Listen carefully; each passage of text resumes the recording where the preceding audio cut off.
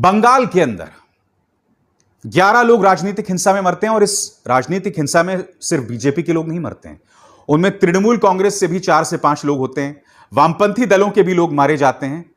और वामपंथी दल के लोग मारे जाते हैं, मगर वामपंथी दल ममता बनर्जी पर उंगली उठाते हैं, मगर वो साथ में ये भी कहते हैं कि भारतीय जनता पार्टी माहौल को उग्र कर रही है, माहौल का सांप्रदायिकरण कर रही है। और मैंने खुद कहा जिम्मेदारी ममता बनर्जी है, क्योंकि आप पश्चिम बंगाल की सबसे लोकप्रिय नेता हैं, आपकी जिम्मेदारी है वहां अमन चैन रहे। आप दीदी हैं, दादा मत बनिए, यह मैंने कहा था। और ममता बनर्जी मुझे उम्मीद है कोशिश भी करेंगी, मगर यह भी हकीकत है कि परसों रात तक उनके हाथ में लॉ एंड ऑर्डर नहीं था, वो चुनाव आयोग के अंतर्गत था, वहां पर जो है चुनाव आचार संहिता चल रहा था। इसका मतलब मैं ममता बनर्जी को बचा नहीं रहा हूं, मैं सिर्फ यह बता रहा हूं कि वहां पर भी ये लोग हिंदू मुस्लिम कर रहे थे, झूठे वीडियोस का प्रचार प्रसार कर रहे थे ताकि माहौल और उग्र हो। दिल्ली में तुम्हारे नतीजा आपके सामने है, पश्चिम बंगाल में तुम्हारे, अब तुम वहां पर भी वही करना चाहते हो। तेजस्वी सूर्या, शर्म नहीं आती इस आदमी को। अब देखिए भोपाल से सांसद प्रज्ञा क्या कह रही हैं आपकी स्क्रीन पर। मुमताज लोकतंत्र, हिंदुओं, बीजेपी के कार्यकर्ताओं की निर्मम हत्या, बलात्कार, हे कलंकिनी, बस शटे शटेयम समाचरेत, टिट फॉर टैट करना ही होगा। राष्ट्रपति शासन और एनआरसी बस यही उपाय है। संतों और वीरों की भूमि पर ताड़का का शासन हो गया है, अब तो राम ही बनना होगा, जय श्री राम।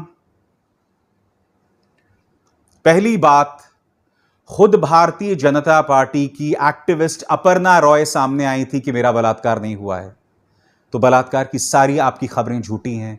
दूसरी बात, प्रज्ञा ये बताइए आप मुझे, मैं आपको साध्वी प्रज्ञा नहीं कहूंगा, मैं साध्वी शब्द का अपमान नहीं करना चाहता हूं।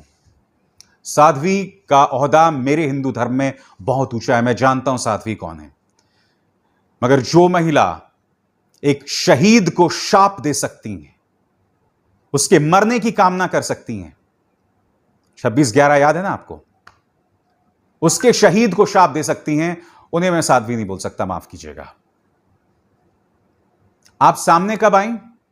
क्योंकि आपको एक राज्य में हिंदू मुस्लिम करना था, वो राज्य जिसका आपसे कोई लेना देना नहीं है। आप खुद भोपाल में कहां है मुझे बताइए ना। भोपाल में आपके खिलाफ पोस्टर्स लग रहे हैं कि कहां है प्रज्ञा। मैं आपसे जानना चाहता हूं कि सांसद बनने के बाद आपने कितने लोगों की मदद की है।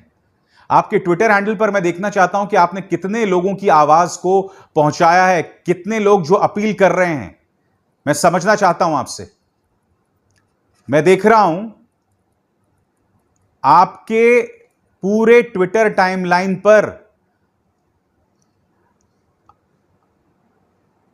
सिर्फ आप जो कोरोना पॉजिटिव हो गई थी उसका जिक्र है, मगर मैं देख रहा हूं कि आपने खुद लोगों की कोई मदद नहीं की। कम से कम आपका ट्विटर टाइमलाइन तो यही बता रहा है। और आप क्या कर रही हैं? आप अनर्गल झूठी खबरों का प्रचार प्रसार कर रही हैं, सिर्फ यही कर रही हैं। और इन दोनों का यही काम है, चाहे तेजस्वी सूर्या हो चाहे प्रज्ञा हो। ये लोग पूरी तरह से मुद्दे को भटकाने का प्रयास कर रहे हैं दोस्तों, और यही इस सरकार का अंदाजे बयां। दो और खबरें बताता हूं मैं आपको, एक एक करके आपकी स्क्रीन पर आएंगी। सबसे पहले योगी आदित्यनाथ कोरोना काल में वहां की गायों के लिए हेल्प डेस्क बना रहे हैं कि उन्हें ऑक्सीमीटर कैसे दिलाया जाए, उनकी कैसे सेवा की जाए। और दूसरी खबर देखिए दोस्तों, हमारा जो विज्ञान मंत्रालय है, कोविड के इलाज में गायत्री मंत्र कैसे सहायक साबित होता है, इस पर शोध करने जा रहा है। इन दोनों खबरों की अहमियत को समझिए आप दोस्तों। इससे पहले कि आप हंसने लगे उन पर, हंसिए मत, धार्मिक मान्यताओं पर हंसते नहीं है, मगर गौर कीजिए, काम में पूरी तरह से नाकाम है सरकारें, मगर गाय का सहारा लेकर, गायत्री मंत्र का सहारा लेकर आपकी भावनाओं में खेला जा रहा है, पर खेला जा रहा है। यही काम तेजस्वी सूर्या ने किया, यही काम विज्ञान मंत्रालय कर रहा है, विज्ञान मंत्रालय, और यही काम योगी आदित्यनाथ कर रहे हैं। मगर मैं उम्मीद करता हूं योगी जी कि कल को अगर किसी गाय को तकलीफ हो, क्योंकि एक खबर आई थी कि शेरों को कोरोना हो गया है, कल को अगर किसी गाय को तकलीफ हो और अगर उसका मालिक आपसे मदद की मांग करे तो आप उस पर एफआईआर नहीं कर देंगे? करेंगे तो नहीं ना? क्योंकि आप ही की सरकार का फरमान था, इस वक्त आपके स्क्रीन पर है, कि पत्रकार, जो लोग मदद की मांग कर रहे थे या जो लोग कोरोना से जुड़ी खबरें दिखा रहे थे, ऑक्सीजन की खबरें दिखा रहे थे, आप उन पर अंकुश डालने का प्रयास कर रहे हैं। इसी तरह से कल को किसी गाय की तबीयत खराब हो जाती है, तब आप ऐसी कोई कार्रवाई तो नहीं करेंगे ना? करेंगे नहीं? धार्मिक मान्यताएं अपनी जगह हैं दोस्तों। धार्मिक मान्यताओं की जगह हमारे निजी जिंदगी में है। हमारा ईश्वर से साक्षात्कार निजी है, एट अ पर्सनल लेवल है। उसका खेला मत बनाओ, उसका तमाशा मत बनाओ, खासकर तब जब आप अपनी नाकामी को छिपाना चाहते हैं। आप मेरे ईश्वर का इस्तेमाल, मेरे राम का इस्तेमाल, मेरे भगवान का इस्तेमाल सिर्फ इसलिए कर रहे हैं क्योंकि आप अपनी नाकामी छिपाना चाहते हैं। मैं तो ये सवाल उठाते रहूंगा। कटघरे में सरकार है, मगर कटघरे में सरकार से ज्यादा आप, इस देश की जनता हैं। जिस तरह से आपको आए दिन मूर्ख बनाया जाता है। आज भी कोरोना काल में कोई एक ऐसा व्यक्ति नहीं है जिसके परिवार जन की मौत ना हुई हो, किसी की रिश्तेदार की, किसी दोस्त की मौत ना हुई हो। मगर इस माहौल में भी अगर यह सब किया जा रहा है तो सवाल उन पर नहीं है। वो कहावत क्या है कि कुत्ते की पूंछ 12 महीने भी आप रखें नली में तो सीधी नहीं होती है। वो तो जो है सो है करेंगे, तेजस्वी सूर्या वही करेगा। मगर आप जो इस देश की जनता है, आपको सोचना पड़ेगा कि आपको किस तरह से मूर्ख बनाया जाता है।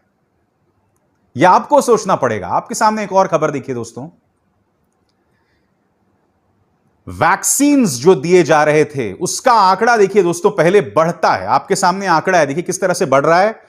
16 जनवरी से जो बढ़ना शुरू हुआ 11 अप्रैल में जाके देखिए सबसे ऊंचा है और फिर उसके बाद जोरों से गिरना शुरू हुआ। इस खबर के मुताबिक 16 करोड़ लोगों को अब तक वैक्सीन्स लग चुकी हैं, मगर हो सकता है कि यह पहला डोज हो या कुछ लोगों को दोनों डोज लग गया है। जैसे मुझे दोनों डोज लग गए हैं, मेरी वाइफ को एक डोज लगा है, मेरे पापा को दोनों डोज लग गए हैं, मेरी मम्मी को एक डोज लगा है, मेरे चाचा को दोनों डोज लग गए हैं, मेरी चाची को एक डोज लगा है। तो सबको अलग अलग किस्म का है दोस्तों। मगर आप देखिए वैक्सीन्स के डोज लगातार गिरते जा रहे हैं। ये है वो सवाल जो हमें अपने सरकार से उठाने चाहिए कि आखिर क्यों? पहले तो आपका विश्वास सिर्फ 2 वैक्सीन्स पर था। फिर जब राहुल गांधी ने सवाल उठाया तो पहले तो आपने कहा कि तुम वैक्सीन कंपनियों की दलाली कर रहे हो। यही बात कही थी ना रविशंकर प्रसाद और स्मृति ईरानी ने। बाद में राहुल गांधी के कहने के बाद अब आप लोग जो हैं, आपने वैक्सीन्स के 5 और डोज मंगवा लिए, 5 और प्रकार मंगवा लिए। तो आपको सोचना पड़ेगा यह सरकार किस तरह से काम कर रही है।